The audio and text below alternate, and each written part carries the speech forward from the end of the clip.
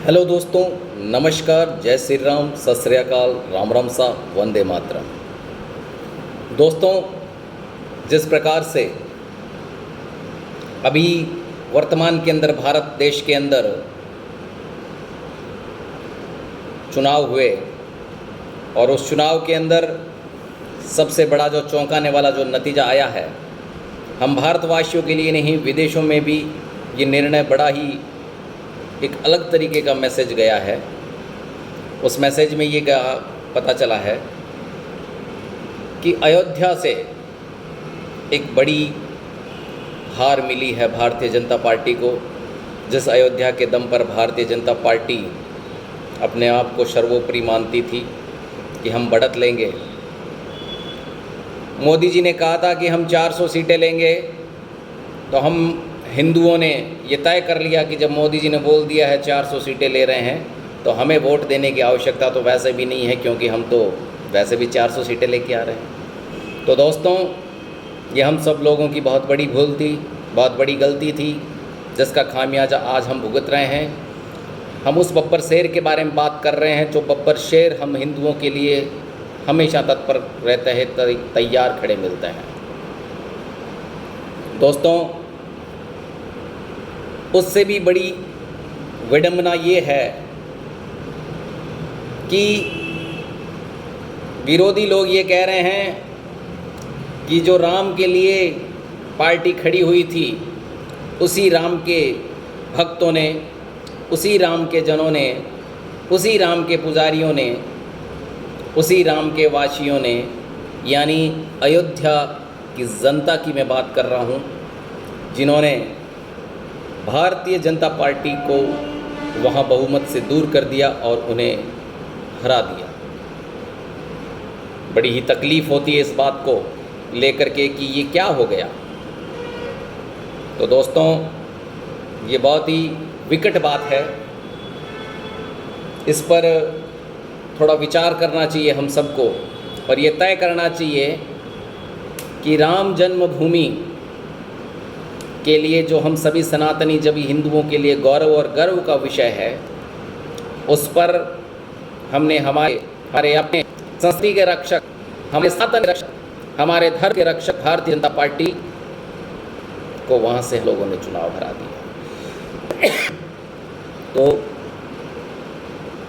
जब मुझे ये लगा तो मैंने भी बड़ा ही विचार किया कि ऐसा कैसे हो गया, क्योंकि मैं खुद वहाँ भारतीय जनता पार्टी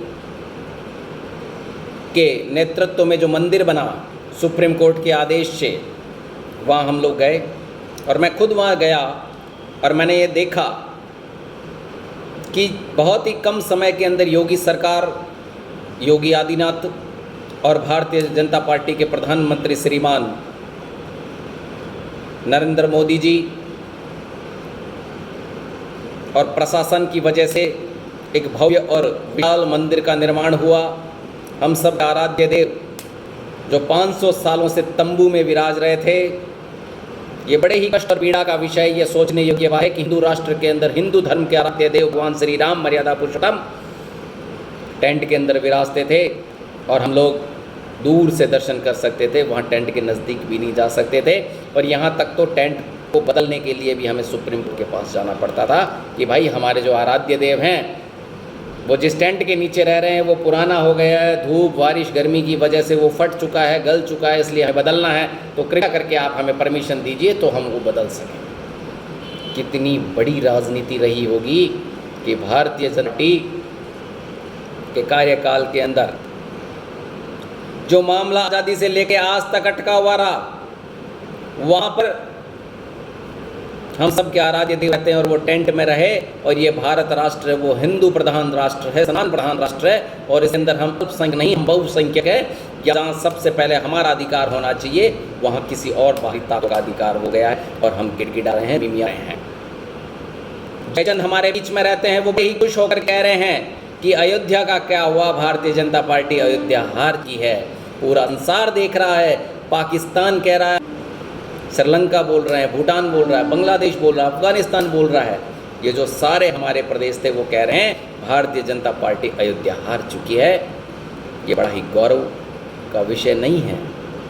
वो अपने आप के लिए इस बात को गौरवमयी मानते हैं कि हमने अयोध्या जीत लिया, और हम बड़ी शर्म के साथ कह रहे हैं कि हमने हमारे अपनों की वजह से आज अयोध्या हारना पड़ा है। बड़ी पीड़ा होती है, तकलीफ होती है, दिल दुखता है, मगर क्या कर सकते हैं। लोकतंत्र का देश है, जनता जनार्दन है। अपने मताधिकारों का प्रयोग करते हुए इन्होंने गलत निर्णय लिया, और आज वहाँ पर उस दुराचारियों की सरकार बनी है। दुराचारी व्यक्ति बैठे हैं वहाँ जो जीत रहे हैं। सपा, जिन्होंने राम भक्तों पर गोलियां चलवाई, आज वो जो राम होने का प्रमाण मांगते थे, राम होने का सबूत मांगते थे, उन लोगों ने वहाँ जीत दर्ज की है।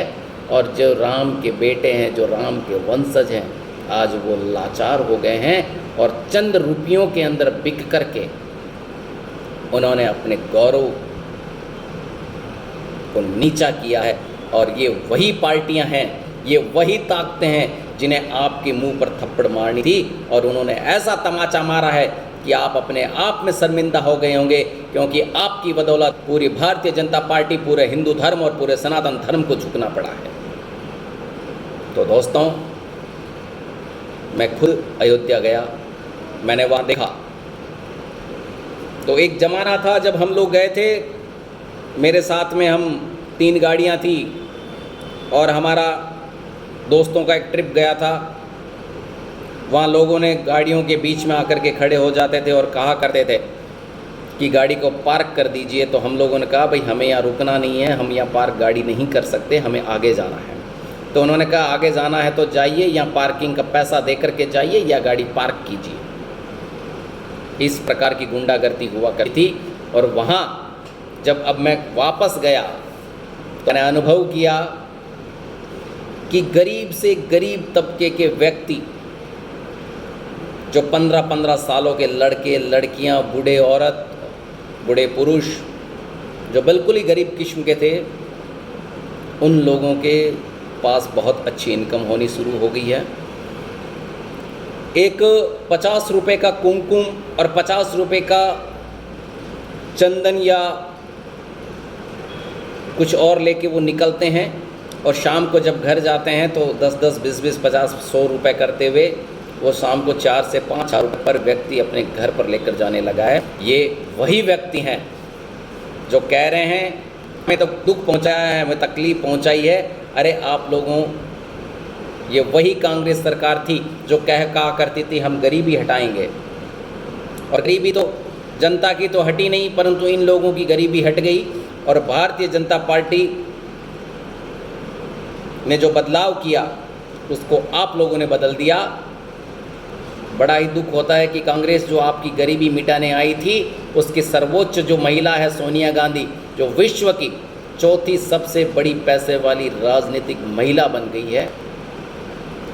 आपकी गरीबी हटाते हटाते वो सबसे अमीर बन गई है। ये सोचने का विषय है कि जिन व्यक्ति की आमदनी पर डे की 200, 100, 300 रुपये नहीं होगी, वो पर डे के 5000 रुपये कमाने लगा है सिर्फ तिलक पापा कर करके, तो वहाँ रोजगार कितना हुआ होगा, डेवलपमेंट कितना हुआ है, पर्यटन स्थल कितना जाएगा, रेल ट्रांसपोर्ट कितना बढ़ेगा, वहाँ के लोकल ट्रांसपोर्टर्स को कितना फ़ायदा होगा, टैक्सी ऑटो वालों को कितना फ़ायदा होगा, होटल रेस्टोरेंट वालों को कितना फ़ायदा होगा, फूल मालाओं वालों को कितना हुआ होगा फ़ायदा।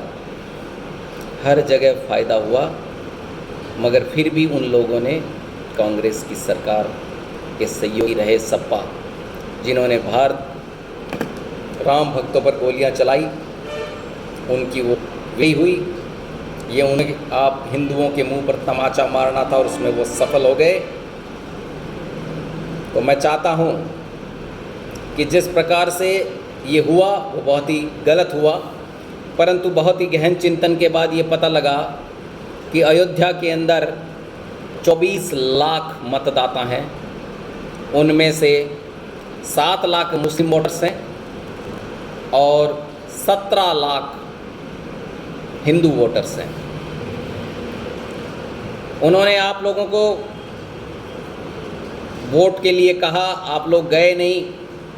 मुस्लिम 7 लाख वोटर्स थे, उनमें से 5 लाख गए और सपा को वोट दे करके आ गए, और हिंदू जो पैसों के मद और लोभ के अंदर बिल्कुल मदमस्त हाथी की तरह घूम रहा है, उसे भविष्य की बिल्कुल भी चिंता नहीं है। वो 17 लाख थे और 4.5 लाख लोगों ने वोट किया और वो भाजपा को वोट दे करके आए। बाकी लोग क्या कर रहे थे? सो रहे हो। ये बहुत ही गलत बात है। इसी प्रकार से जब वहाँ उनके 7 लाख में से 5 लाख ने सपा को वोट दिया और जो हिंदू है वो 17 लाख में से 4.5 लाख ने भाजपा को वोट दिया, इसी बदौलत वहाँ पर सपा जीत गई और भाजपा हार गई। तो दोस्तों, ये बहुत ही सोचने का विषय है कि उन लोगों ने आपको यादवों में बांट दिया, बणियों में बांट दिया, SC/ST में बांट दिया, स्वर्ण जातियों में बांट दिया, ब्राह्मण बनिया राजपूत, और एक तरफ सिर्फ और सिर्फ मोमडन कम्युनिटी रही। और उन्होंने एक तरफा 7 लाख में से 5 लाख वोट दे करके सपा को जिता दिया और दूसरी तरफ 17 लाख से 4.5 लाख लोग गए और भाजपा को वोट देकर आए, परंतु हार गई। मैं खुद गया हूँ, मैंने वह अनुभव किया है कि पर व्यक्ति की आमदनी आज 4 से 5 हज़ार रुपये हो चुकी है, क्योंकि ये वही अयोध्या है जो फैज़ाबाद के नाम से जाना जाता था। कौन जानता था फैज़ाबाद को? मगर आप जब भी कहीं जाओगे, आप कहोगे मैं अयोध्या से हूँ, तो आपका मान सम्मान होगा, आपका रुतबा बढ़ेगा, लोग आपको फ़क्र की नज़रों से देखेंगे।